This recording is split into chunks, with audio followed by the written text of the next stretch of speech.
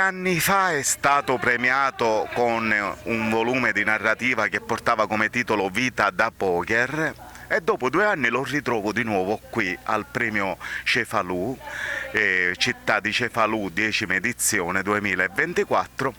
Questa volta però è premiato sia come scrittore che anche come poeta.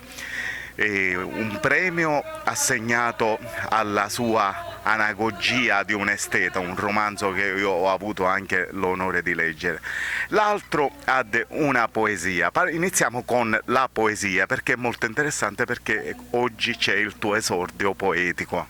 Sì, buonasera a tutti, un saluto.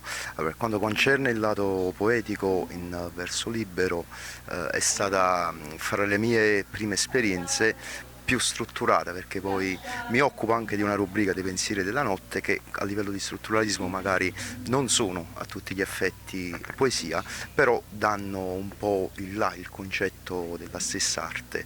Questa volta, vista la qualità del concorso, ho provato con un tema sicuramente profondo, poi ahimè ai noi sempre attuale, come quello del bullismo, e quindi quando si scrive in particolar modo si va sulla poesia. Secondo me il lato, come dire, biografico, perlomeno il fatto di scrivere, è sempre come dire, da collegare anche alle esperienze vissute in maniera o diretta o indiretta, quindi non basta secondo me avere mera fantasia, specie sulla poesia, bisogna essere protagonista o perlomeno regista di quello che poi alla fine si va a narrare. Fra l'altro tu quindi hai affrontato un tema molto delicato in questa poesia. Sì, per quanto concerne il bullismo con tutte le sfumature, poi anche con uno strascico questa volta. Un insegnante, sì, un docente, quindi appunto dicevo, in maniera diretta o indiretta, vivere e carpire tutte le situazioni collaterali, trasversali che possano crearsi nell'ambiente scolastico, che poi il bullismo parte dalla scuola, ma si può purtroppo allargare anche su altri orizzonti, e su questo non bastano le parole ma anche l'azione, soprattutto dei più piccoli, con una sana educazione che magari parte dall'alto, dalla parte familiare.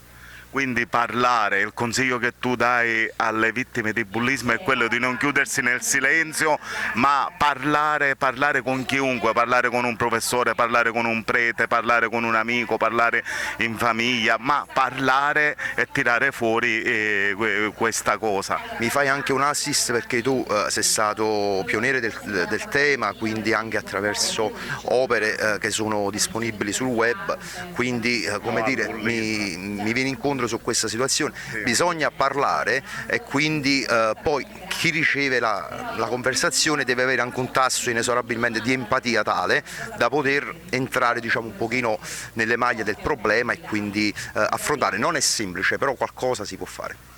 Ora passiamo però alla narrativa. La narrativa anche perché tu sei stato molto coraggioso a scrivere questo Anagogia di un esteta. Io ho scritto Il contatore, tu hai scritto Anagogia, ed è molto bello questo libro perché fra l'altro io l'ho letto tutto d'un fiato. Io ti ringrazio, diciamo, sulla narrativa ancora oggi sono nel mio campo preferito, il campo di azione preferito. Anagogia di un esteta ha, diciamo, alcune parti autobiografiche e come già detto ritorna sempre in auge il discorso che per scrivere non basta avere un'idea, altrimenti facciamo un libro di fantasia, bisogna vivere per poter scrivere. Infatti anche il mio brand a livello letterario è scrittura violenta, ossia rappresentare situazioni di vita un pochino borderline, se vogliamo utilizzare un pochino la lingua inglese, e di conseguenza spingersi anche, perché poi anche nel settore letterario alle volte una sterzata d'autore ci vuole, visto un pochino anche gli schemi che sono standard, si ripetono. Ho provato, diciamo, ad azzardare su questa scelta, però fa parte della mia indole. Fra l'altro la mia impressione, io più lo leggevo e più volevo continuare per capire come finiva sto libro, diciamo in poche parole, però nello stesso tempo la magia che tu hai dato a questo libro è che non era una semplice lettura, ma io mentre leggevo immaginavo le scene come un film, potrebbe diventare anche un film. Sì, io parto da saggista con una strana chiacchierata sul cinema, quindi un pochino la stoffa da ex recensore cinematografico, c'è anche diciamo le chiusure dei capitoli, serve proprio per alimentare quel fatidico pathos, affinché diciamo quando si legge c'è come se ci fosse anche una sorta di film all'interno, quindi creare una sorta di fare una contaminazione, osmosi fra più cose, quindi il mio vizio di forma sul cinema c'è sempre, quindi mi ha fatto piacere confezionare quest'opera un pochino variegata e anche a doppia faccia, perché una prima parte è più stilistica, più aulica, la seconda un pochino più forte sia nei temi sia per quanto le vivo finali. Allora, prima l'ultima domanda, quali sono i tuoi progetti per il futuro?